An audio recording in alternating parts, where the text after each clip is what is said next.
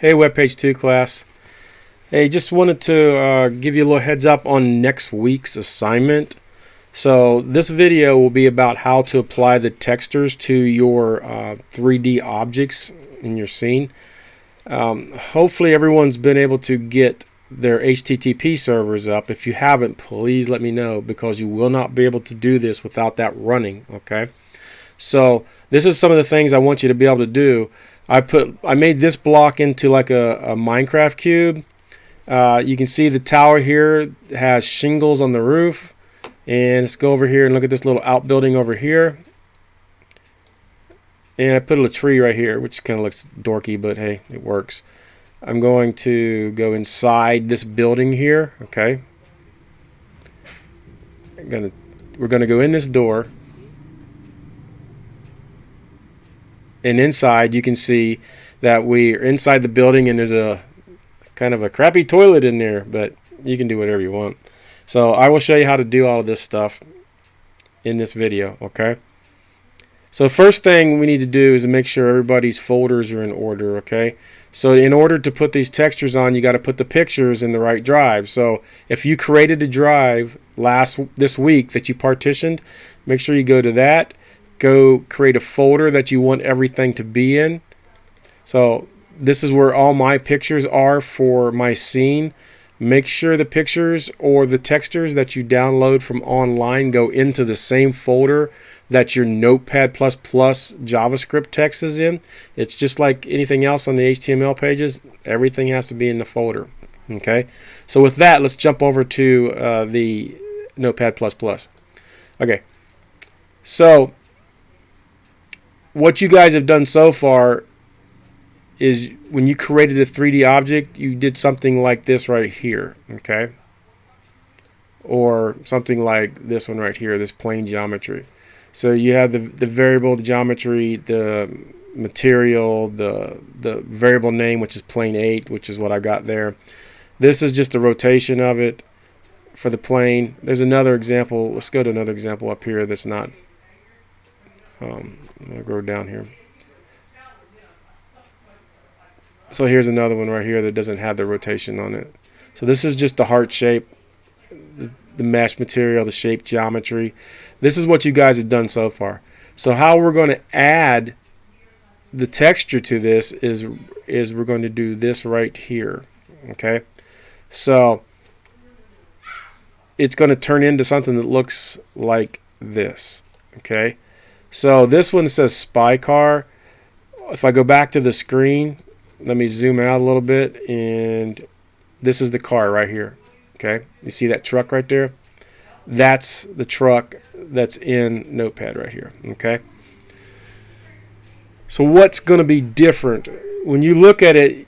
You see that I have these commented out. It says var geometry, var material. Those are commented out.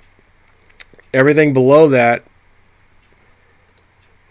is kind of the same stuff. Let me turn this double side on. So the new lines that you're going to add is this var texture loader equals new 3.texture loader. Okay, make sure you get that exactly right. And then give that a name. I've got car texture. Make sure the T is capitalized, equals new texture loader. Make sure the L is capitalized. And then in parentheses, in quotation marks, put the picture's name. So if it's dog.jpg, dog.png, whatever it is, make sure that you put that in between the quotation marks, and then semicolon to end that out. These two lines that you have, var geometry and var material, go ahead and comment those out. And then on the next line down, you're going to create this. Make sure you don't goof up the parentheses or the curly brackets.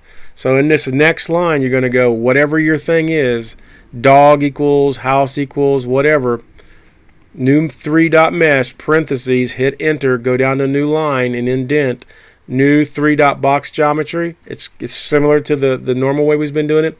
And then new 3.mesh Lambert, or it could be Fong, or whatever basic material, but it has to be something that can take the texture.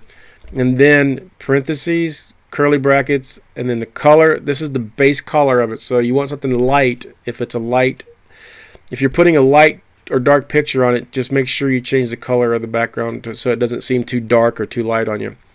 And then a comma, enter, and then put map full colon car texture. So you're mapping this right here, this line right here, okay?